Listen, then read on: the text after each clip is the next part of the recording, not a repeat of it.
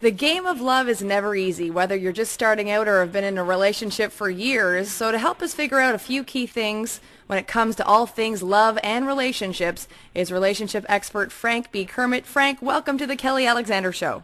Thank you, Kelly. It's great to be here. Frank, can you tell us how you got into the business of being a relationship expert or coach? It sounds like quite the challenging career choice. Well, it wasn't actually a career choice to begin with. I was on a career track in the entertainment industry in business and legal affairs when a number of bad things happened to me over the course of my life, and I finally said, enough is enough. I need a change. These things included getting stood up at my prom, losing my ex-fiancée to my ex-best friend, and then hanging out with a girl for 2 years who insisted she could never date me because we're not of the same race and religion and culture. And after 2 years of taking her out, spending time with her as just friends, announces to me she's getting married to a guy who is not of her race, religion, and culture. And after that, I remember the night she told me, and I said, but I don't understand this. You're going out, you're going to get married to this guy, and he's in the same, he comes from the same situation that I do. And what was different? And she says, I didn't plan it. It just happened. He seduced me. And that was the night I decided, okay, that's it.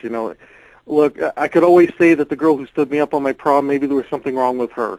I could always say that my ex-fiancée, my ex-best friend, okay, they were just bad people. But when these situations keep happening to me, there's one constant in all of those situations: me. So I took responsibility for myself, saying, well, I'm making the choices that's getting me into these situations. I need to make a change. And that was the beginning of this journey. I studied everything I could from, mainstream dating books to underground seduction-related materials. And when I finally got my own love life figured out, I started having people contact me saying, hey, you're friends with so-and-so, and he told me that you could help me with this. I've got a problem. So we would meet for coffee, and I would be meeting strangers, and then they would relay the situations they were in. They couldn't get the girl that they were in love with, et cetera, et cetera. And I started just hanging out with them, saying, okay, tell you what, pay for my coffee, we'll talk for a couple of hours. And then, they would solve whatever problems they had, and then they kept referring me. So I went from meeting a stranger over coffee, stranger over lunch, to groups of guys, to more groups of guys. And then finally, one of these guys says, Frank, are you ever going to write a book? And at that time, I was thinking I wanted to write a book, not because I was planning to make a career out of this yet, but because I was getting tired of telling the same stories over and over and over. So I said, yeah, I'm going to write a book. And I wrote my first book, which was my autobiography. 40 people showed up to the book signing when only, maybe 10 people were confirmed. And it just snowballed from there. And I said, well, this gives my life meaning. This is my way of contributing to the world. And that's how I fell into this career. Now, Frank, you've got all these sort of, life experiences behind you, and obviously you've had, books are out and stuff. And I think, the place for us to start for our listeners, I guess, would be the beginning of how someone would meet or approach someone for a first date. Can you sort of let us know maybe some tips on how to make a first date successful? Ooh, I got a lot of ideas on how to make a first date successful. But let's start about where you're going to meet people. You're going to meet people anywhere that people hang out, whether it's school, your place of employment, although you got to be careful about getting involved with anybody from work. Through friends is one of the best ways, and sometimes you can approach a complete stranger as long as you approach them in a non-threatening way. And when you approach a complete stranger, what I recommend, make eye contact first.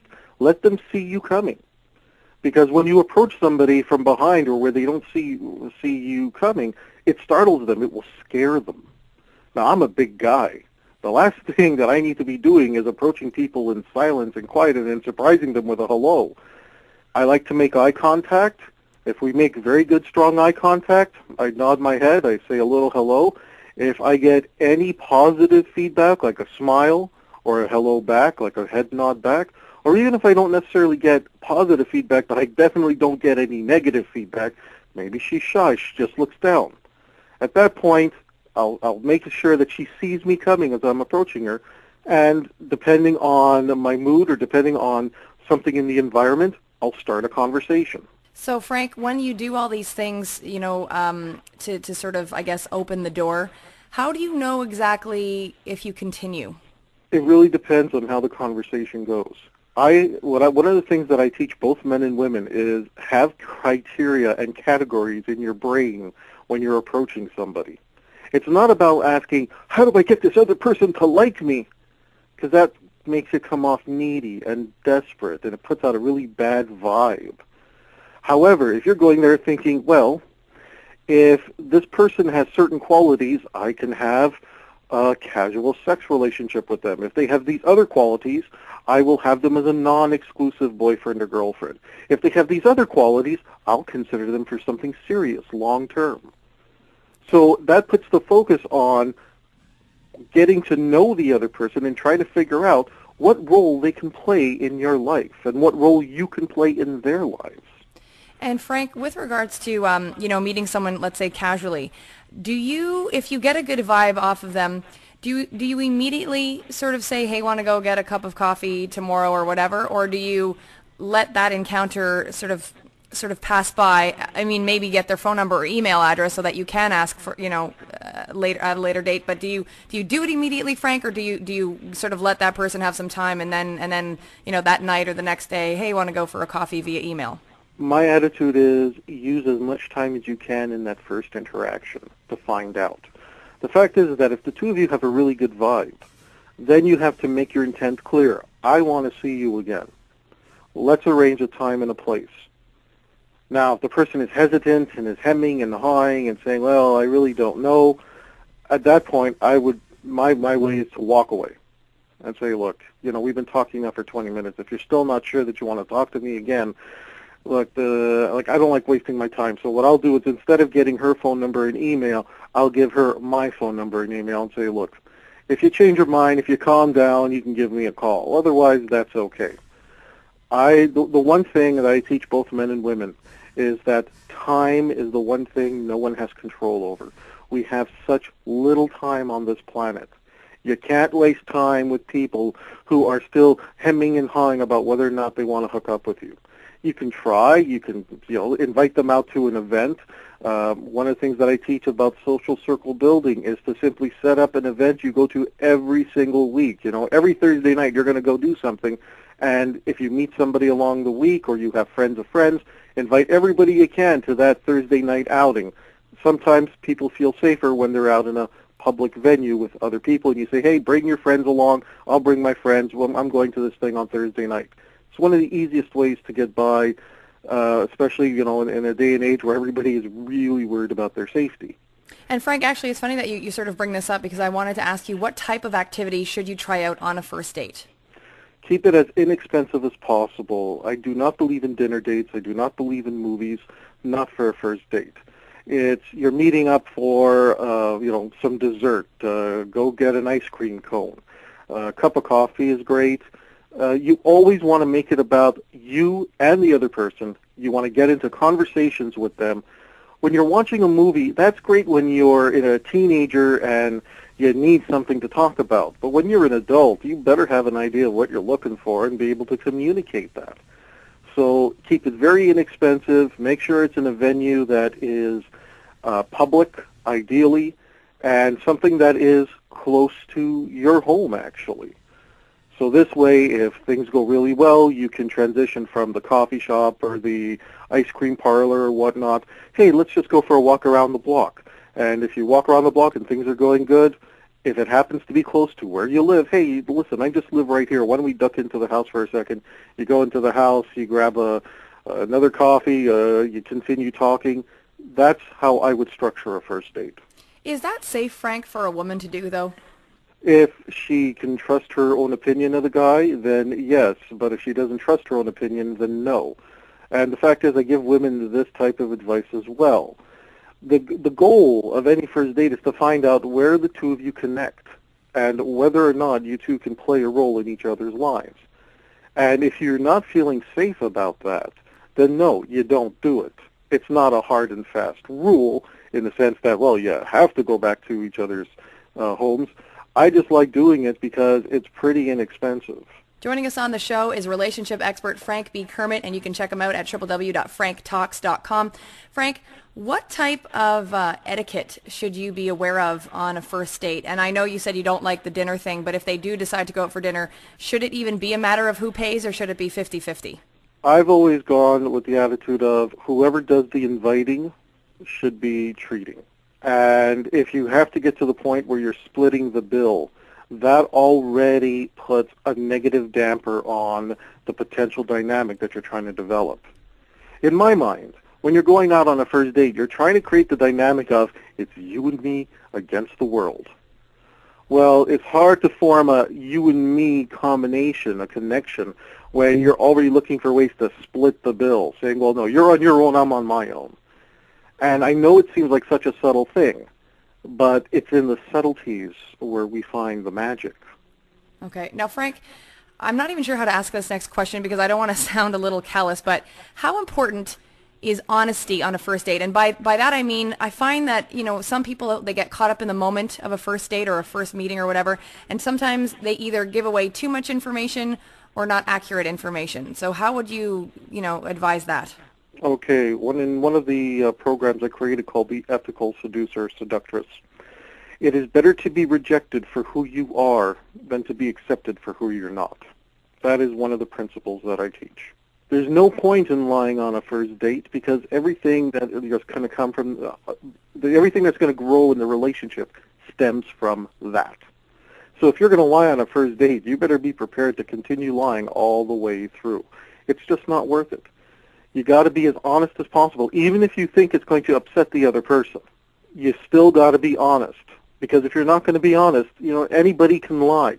But you'll notice that everybody who lies when they get into relationships, it gets very costly financially and emotionally for them down the road when they're going through a divorce or going through a nasty breakup because the person says, I didn't realize you were like this, because you probably didn't tell them. Now, Frank, actually, I wanted to ask you a specific question, especially because I find there's a lot of, people out there on the dating scene now that have children. So in that first date encounter, you should mention that you have a child, right?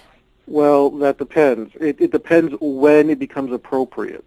You talked about the safety issue of women earlier in this interview, and I think that there's also a safety issue for children involved. A lot of the work that I do is I'm counseling a lot of men and women who, when a step-parent came into the picture, it was not a very good dynamic for a number of reasons.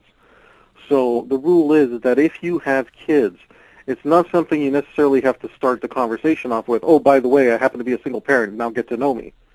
You're more than just being a single parent. But when you start seeing that, this dynamic that's going on here, this has the potential to turn into something more, then yes, you do need to talk about the fact that you have children and see where that goes.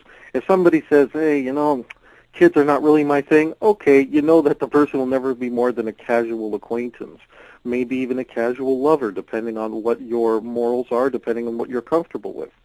You do need to bring it up, but it shouldn't be the first thing that comes up, because the fact is, if let's say you're talking to the person, you find out, don't really connect with this person anyway, they don't need to know that type of personal information right away.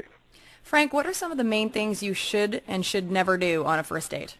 Okay, well, number one, you never talk about your ex-relationships. Don't talk about your ex-boyfriend. Don't talk about your ex-girlfriend.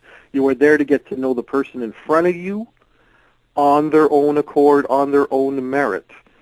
Number two, you don't talk about your problems. The person that you're on a date with is not your therapist. You want a therapist? You go hire a therapist. You go out on a date to be your personal best. You got to be yourself, but you have to be your best self. And as long as you are your best self, because the fact is everybody expects you to be your best self on a date. That doesn't mean you brag. That doesn't mean you lie. It doesn't mean that you, because a lot of guys, they hear this, well, I got to go be myself. So they go there and they start talking about all the things they hate in life. That does not bode well for a first date. People assume that on a first date you're going to be your personal best, and they assume that, wow, if this person is constantly talking and complaining about their lives, this is their personal best, I don't want to be around a person like that. That's one of the things you never do on a first date. And one of the absolute things you must do on a first date, even if the date was mediocre, you gotta go for the goodnight kiss. You have to go for that kiss. Really? Yes. Why, Frank? Okay. Even if you have a mediocre date where, okay, I mean, I kind of like the person, I'm not sure I'm crazy about the person, if you have that chemistry and that kiss, it could turn what was a mediocre date into a date that had a fabulous finish.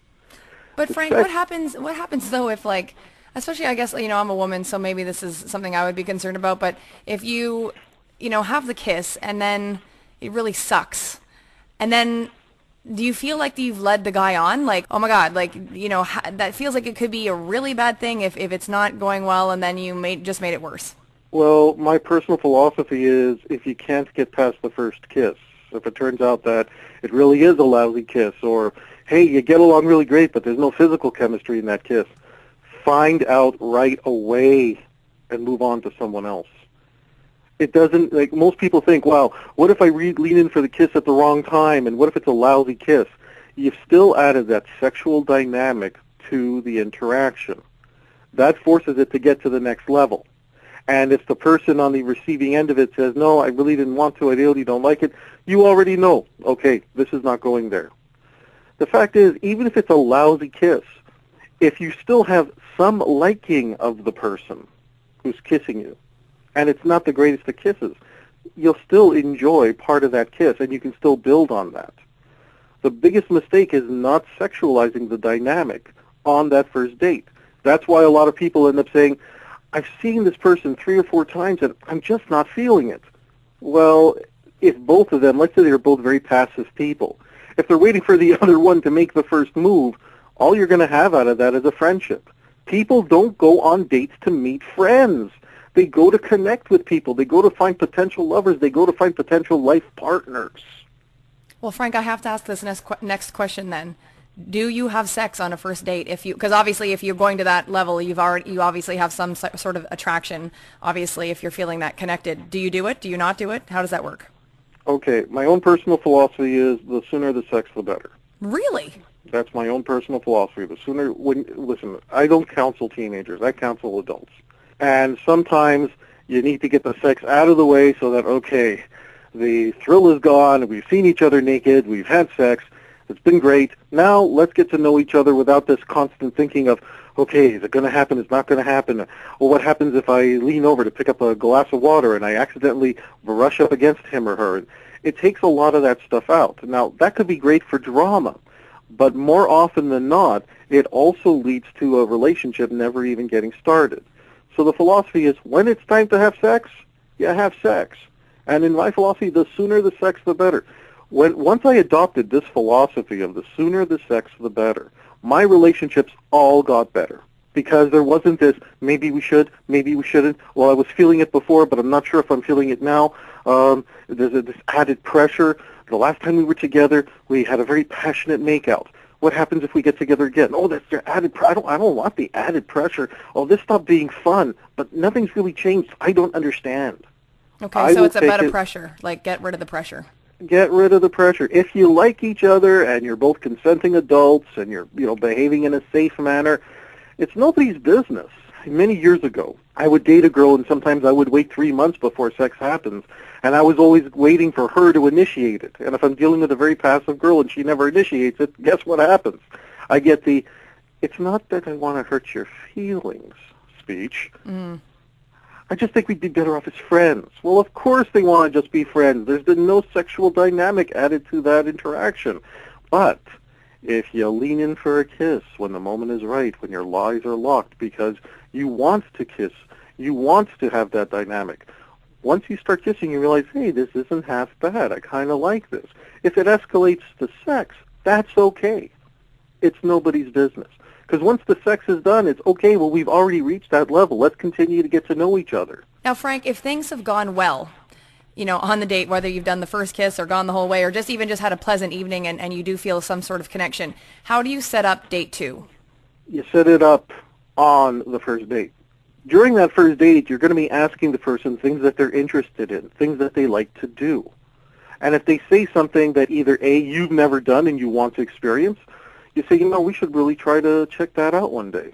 So let's say I'm talking with a girl and I ask her things like, well, what do you do in your spare time? What are some things that are fun for you?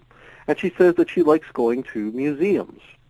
At that point, especially if the interaction's going well, I'll remember that, and then later on in the evening I'll say, listen, what's the next museum outing that or show that you're planning to attend or would like to attend? And she'll say, oh, well, there's something happening next week at such and such museum, and it's, well, that sounds great. Why don't we go to that? It'll give us a chance to get to know each other further. I set up the second, the third, the fifth date all on the first date. This not only addresses a number of emotional needs like fear of abandonment, because you're saying, I want to continue to see you. Let's plan a bunch of future dates while we're on the first date. You're also projecting the idea that you are going to see each other in the future, and that helps make anything that you do now acceptable. Now, Frank, you have a ton of advice and guidance and all that sort of good stuff. If people want to contact you, how would they do that if they're looking for some advice and guidance? Best way to do it is to go to my website, and that's www.franktalks.com, franktalks.com. I have a number of different programs and books there. You can preview everything. I got a substantial amount of previews. All of my media appearances, including this one, will be on my website. You can check those out. And I also do, well, there's a lot at my website that you're going to be able to enjoy. Frank, thank you so much, and I hope you're going to join us again on the Kelly Alexander Show.